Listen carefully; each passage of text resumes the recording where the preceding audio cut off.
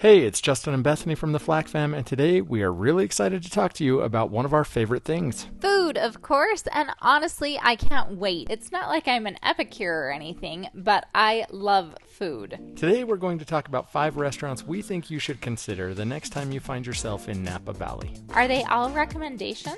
Well, most are.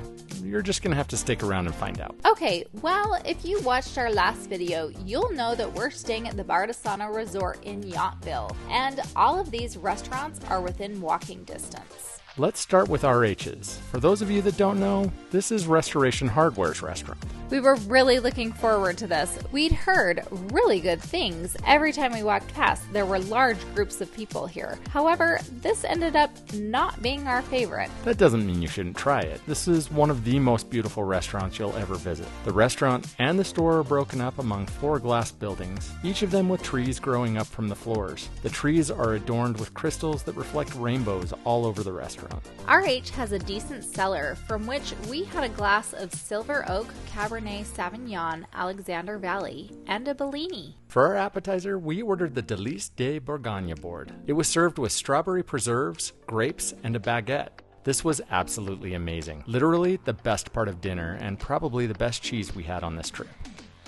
Unfortunately, it was our main course that just didn't live up to our hopes. We ordered the ribeye to share with charred broccolini and fries. The portions were perfect for 2, and while the broccolini was really good, the fries were just so-so. On top of that, the ribeye was something I would have expected from a chain restaurant. I can't believe we paid as much for it as we did. Everyone around us really seemed to be enjoying their meals, so maybe our experience was unique to us. If you're a big fan of RH or you're looking for a unique setting, then you should give it a shot. Okay, from this point forward, we loved each of the restaurants on this list. So unlock your phones and get ready to take some notes. Let's talk about Lucy, located in the main building of the Bardesano Luxury Resort and Spa. Lucy seems to be a pretty well-known spot for visitors to Napa as well as locals. However, the morning we ate here happened to be pretty cold, and I think a lot of people decided to stay home where they could be warm. Other days, we saw this restaurant absolutely packed. It was nice to have it mostly to ourselves. That way we could get decent footage of the space without worrying about people being frustrated that we were recording them.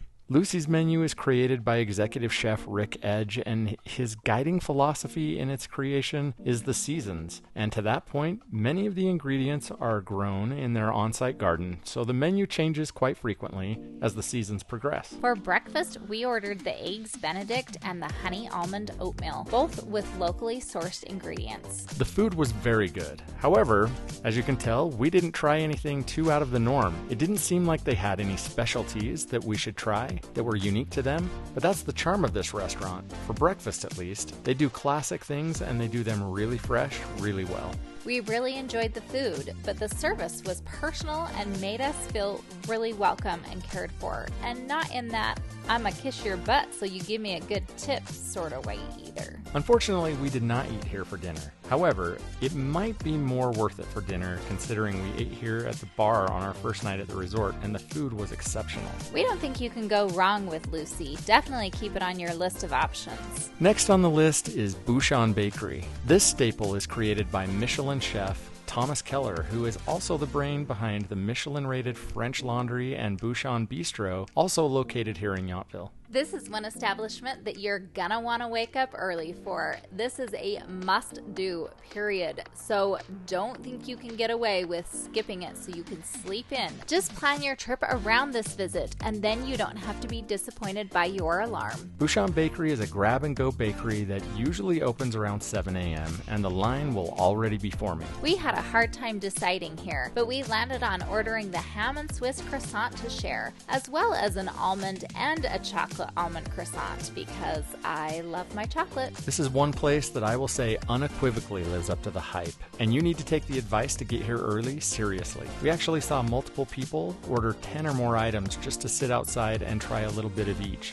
so things go fast. Next, we're going to head to Calistoga, where we visited the Calistoga Inn brewery for lunch. We sat outside right along the river, and it was absolutely perfect. The brewery has an amazing lineup of beers, but we didn't have any, so we aren't going to talk about them. However, if you are looking for a break from wine in wine country, we hear this is a good place to come. For our main courses, we had the mac and cheese with pork belly and the Reuben sandwich with fries. Both were amazing. That pork belly melted in your mouth, and the corned beef with homemade sauerkraut was perfect together. We also shared a wedge salad because Justin's a sucker for a wedge salad, if you didn't know. We really enjoyed everything about the Calistoga Inn brewery and would recommend definitely keeping this on your list. We might have saved our favorite for last. I think we did, and it is a restaurant called Bottega, a dimly lit Italian-inspired restaurant with food worth every penny. We came here for dinner after a day on the Napa Valley wine train, which we'll talk about in another video, but I almost wish we hadn't come here for dinner because we really needed sleep after that wine train. I can't wait to go back to Bottega to try more than we did. What we did have was amazing, but we were pretty full, and so we took it easy here. Hearing you say we took it easy and knowing what we're about to tell everyone we ate seems like an oxymoron. That's true. It's gonna get a bit silly. For our appetizer, we had the bruschetta trio. 3 sliced pieces of wood-grilled country bread, one topped with fresh mozzarella and oven-dried tomatoes, another with carrot caponata, and the last with roasted pepperonata. The bruschetta was amazing, but we kind of held back on eating it because we were told by our waiter that we had no idea what we had gotten ourselves into with our main dish. He even asked us if we were certain, and then he came back again and asked us because the chef wanted to make sure that we were certain. Well, and on top of that, we didn't know we would be getting bread service, and the garlic parmesan butter was so good. So what was our main course? Well, it was the bistecca, a prime tomahawk ribeye, probably 30 pounds. And the cut we got could have fed 4 or more people. It was seasoned and cooked to perfection,